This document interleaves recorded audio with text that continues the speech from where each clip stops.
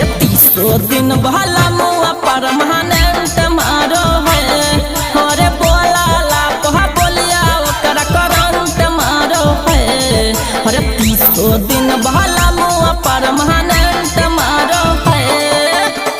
चढ़ली जवानी में धा धैल पियावा हमरे एहे कोना सख उड़ल कई पियावा अरे बोला ला कहा बोलिया ओकरा करंट मारो है अरे बोला ला कहा बोलिया ओकरा करंट मारो है अरे 30 दिन भला मुआ परमानेंट मारो है अरे 30 दिन भला मुआ परमानेंट मारो है परमानेंट मारो है परमानेंट मारो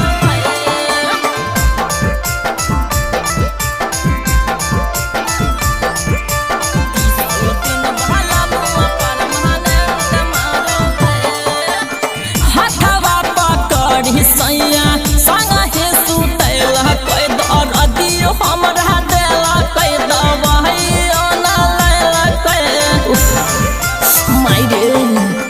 हथवा पकड़ी सैया संग हे सुतैल कई दर दियो हमरा देला कई दवाइयो ना लैला कई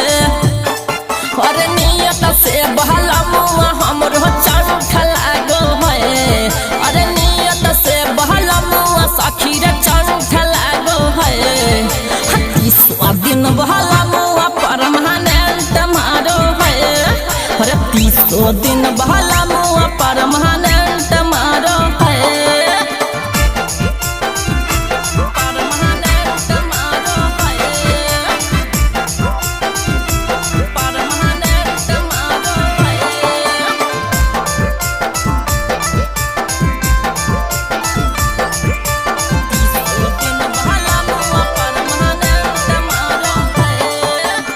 बड़ी निरदैया सखी बाबू धना सहिया घूंघटा उठा के मारै चिलही दैया दैया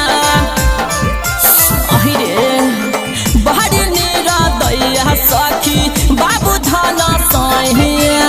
घूंघटा उठा के मारै चिलही दैया दैया हम बोला ला कहा बोलिया ओकरा करंट मारो है हम बोला ला कहा बोलिया ओकरा करंट मारो है